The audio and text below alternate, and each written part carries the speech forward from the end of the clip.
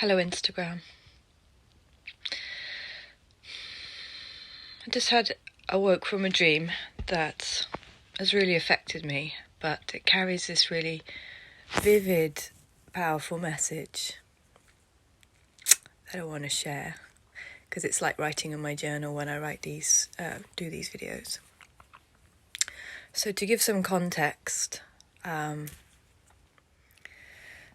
in a very brief nutshell, we've, as a family, faced a lot of trials, and I think I've spoken about them, not in detail, but there have been some real difficult times, and I've had to look at the enemy, or the person that is playing the villain in the story, and understand that they're just playing a part. That I could be them if I'd been given the same circumstances in life and hadn't done my inner work to understand, and that's why I can't really judge, although at times I definitely did and didn't understand. And I've been getting to a point where I just understand everything, not in an egotistical way, but I just seeing things from such different perspectives that I just can't comment, because I'm like, and this has been both liberating and frustrating, because I find myself in a place where I'm not in the perspective of a human judging other human stories and situations, but it leaves me in this very alienated place almost, where I don't have a comrade or a community or kinship with others based on the story that we're in at the time or observing. I'm not sure if I explain that so well, but when I belonged to a church community, we as a church, we were all individuals, but as a church we had a communed message, or a communed mission, or a communed intention. So there was this sense of oneness with a larger group, a body beyond your body, a collective body. And then obviously not being a part of that, you tend to, the thing that's coming through is birds of a feather flock together, yeah? So whatever interests you have, or you might have a women's circle group, and there's different places that we all find ourselves flocking to, or belonging, a sense of belonging, because of the common denominator of whatever is the common denominator. And recently I found myself very much disattached and unable to relate. I'm not judging, but I just feel very disattached. And at the same time, in my family life, my children are getting older.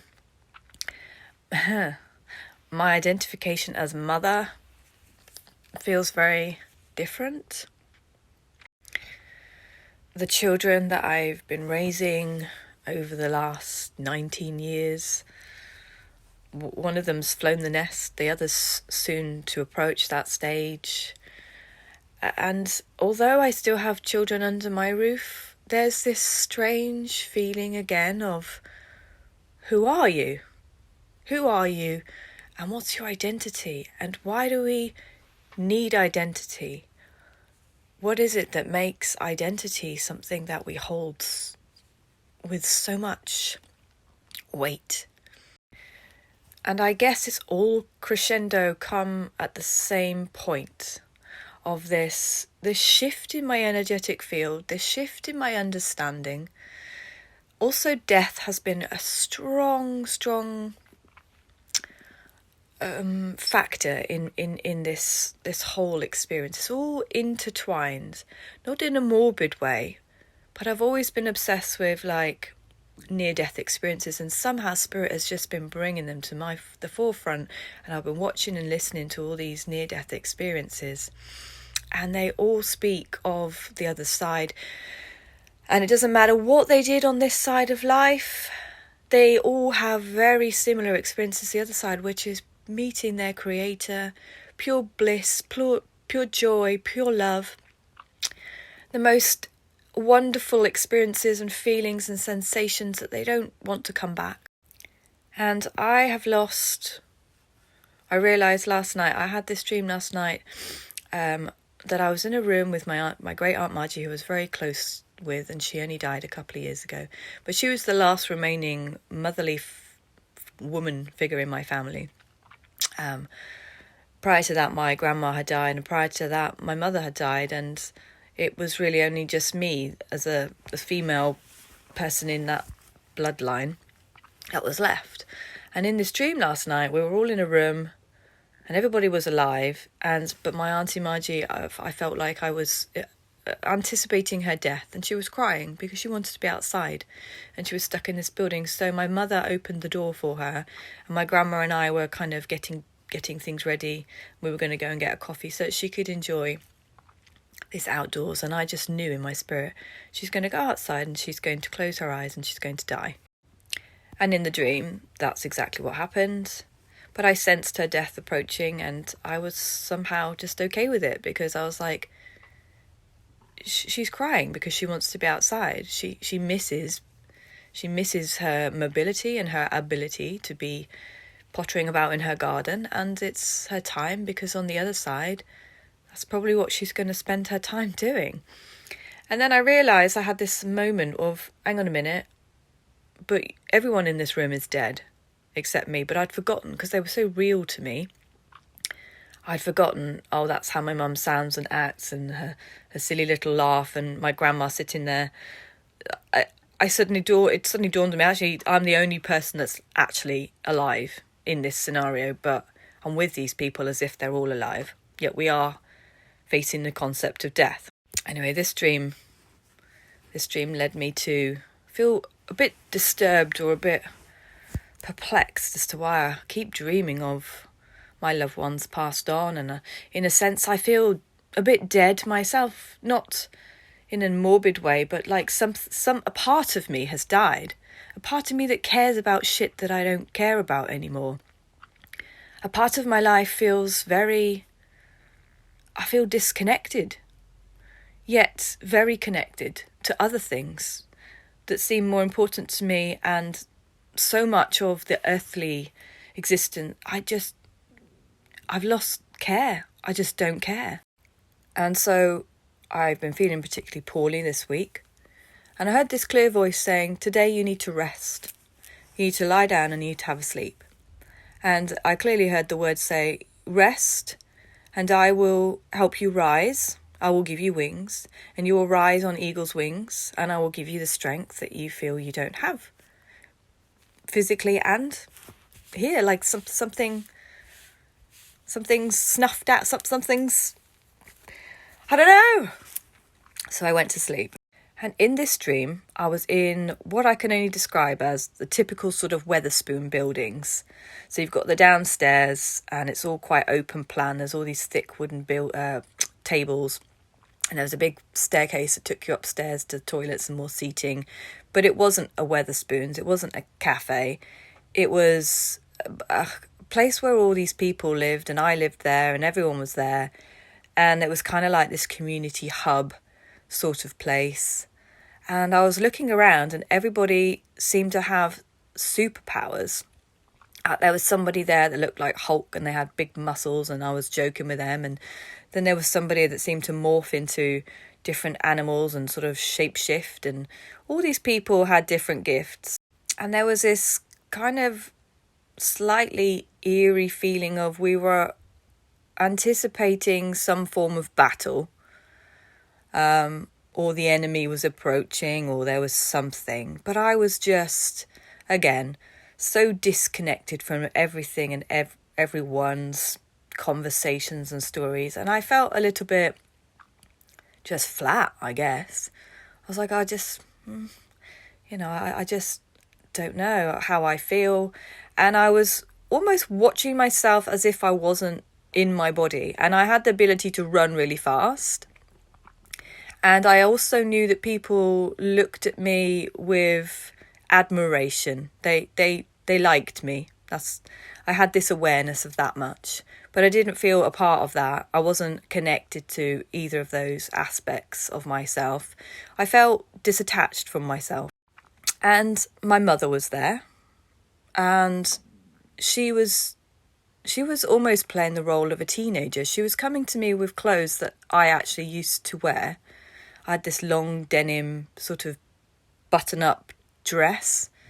And she was saying, "Can I wear this, please? Because I'm going out tonight." So I was like her mother. And I was like, "I used to wear that dress as a teenager. And now you're here asking me if you can borrow it. And I know you're going out." And she was slugging a glass of wine, as she always used to. And I was just like, what on earth's going on? I was busy, and all these people seemed to be preparing to go out or to do something, or something was approaching. And I was just like, I just couldn't be bothered. I don't know what I was doing, but I was there. And I was looking around at all these characters, and, you know, they all had these superpowers. They're all excited. They're all being jovial with one another. And much like the sensation of just disattaching from conversation, stories, opinions, that fighting for something, justified for having an argument, all that I'm not wanting to be a part of. That same feeling was running through this dream. And people were looking at me like they began to notice. And they were trying to have like play fights with me, like trying to get a reaction out of me. And they were trying to be playful. And there was a part of me that wanted to remember how that felt.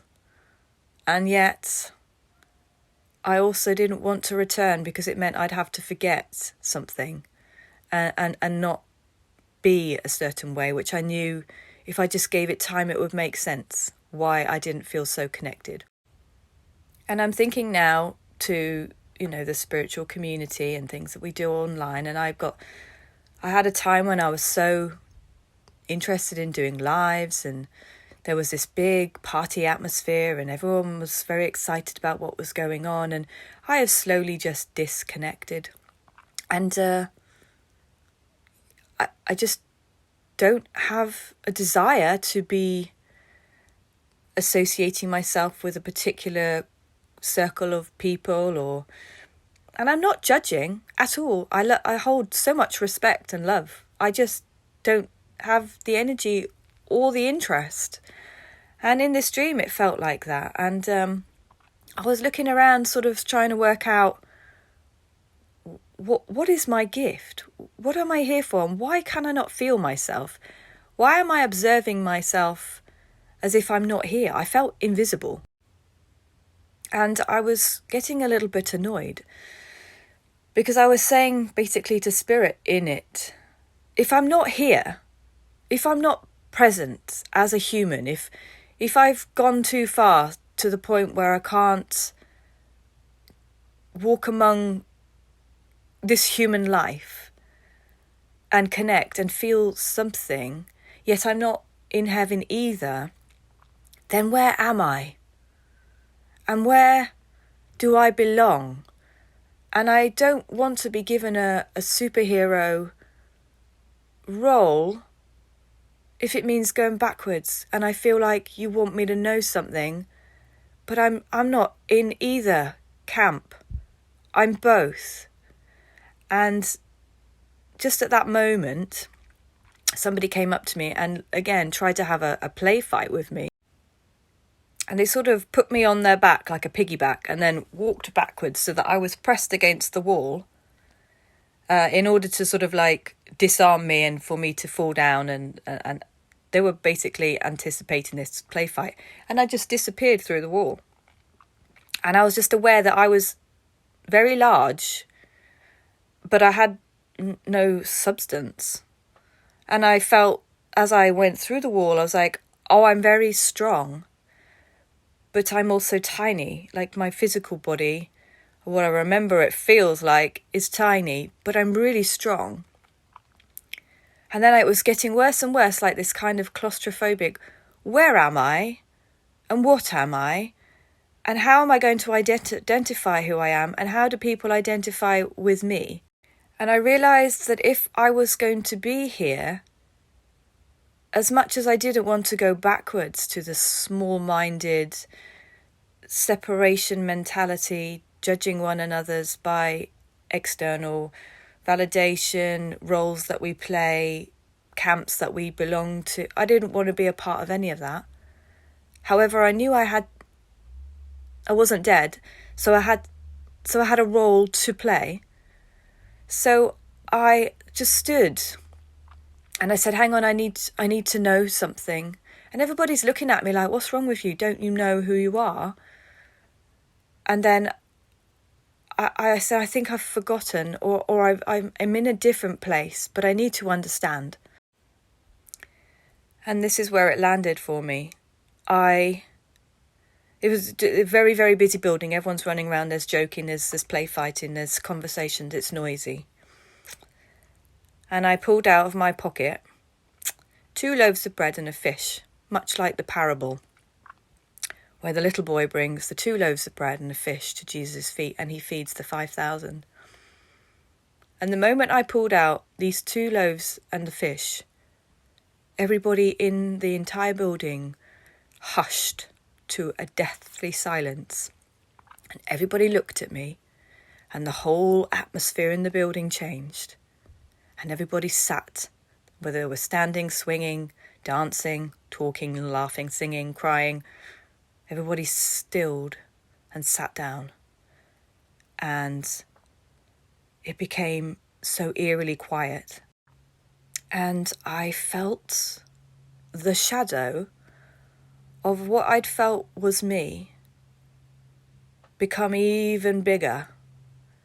And these words came out my mouth, he's here. And all I could feel was like the presence of Aslan, or Jesus, who he represented in the Narnia. I just said, he's here. And everybody was in this reverent silence and awe, and the presence became thick. And I felt my soul open. And all I can describe was a blue sky with clouds was beyond the other side of me, but the door was within my chest, within my heart. In fact, I was the door. And there was this feeling that God, Creator himself, was about to come through my door, through my words, and everybody was waiting. And it was so confusing and also beautiful, because I wasn't in this world. And I looked over at the crowd, and I suddenly said, I am here to speak on God's behalf, and I'm here to bring his presence. And it was such a gift, but I didn't have got me emotional. And then I saw what I'd been looking for. That no, I didn't have these big muscles, or I didn't have, I don't know, I couldn't think of the gifts that they all had. Everyone had these superpower gifts. But mine was just to be a door. And the only time I felt alive was when it was open. When I was this open channel, allowing whatever God wanted to do through me. Whether it meant that people just felt his love, or I'm saying his, generic, just it's the way we talk. Don't take offence. Him, she, source, God, creator, source, love, whatever you want to define it as. And then I took the loaves and the fish, and I started breaking the bread into tiny pieces. And that's all anyone needed, just a tiny piece. And I went around the room, giving everybody in that room a piece of bread, a tiny piece, but it was a piece of God, and it was a special individual message, or a feeling, or a hope, or an emotion, or a gift. And each piece that I broke had something very unique and individual partake in it. It became very unique for that individual, and I handed them out to everybody in the room. And I realised why, when that door shut, I find it very hard sometimes to be in this world, or I feel discombobulated, I guess, because God is within it all. And when you try and split those things in two, like just living from experience to experience, it doesn't work. You have to embody the life of Christ in me, of God in me, Christ consciousness. That essence has to run through everything. And in many ways I realised I'm nothing without being this vessel, this door. And in lots of ways, I believe I've been shown, I heard it the other day, you don't have an identity at the moment, but I'm giving you a new identity. That's what God clearly said to me the other day, and I didn't understand what it meant. And I was looking around the shop the other day, looking at clothes, going, I don't even know what clothes I like, what my style is. What identifies me? Who am I? Because I think I've gone through this shift, and now I'm starting to understand I'm in a different place, and it's time for me to understand that my joy in life is being that channel. And I think that's why I have one foot here and one foot there, because I'm so often in heaven, and I think when I'm not sharing these stories, that's when I don't feel myself. So I have to keep sharing them, and I have to have that door open where God and my experiences and the things that flow through are being passed on. And that's where I'm going to find the eagle's wings, where I can fly on these eagle's wings and find that liberation. That's because when I'm not doing that, not like it's a chore, but that's what makes me feel alive. More and more so.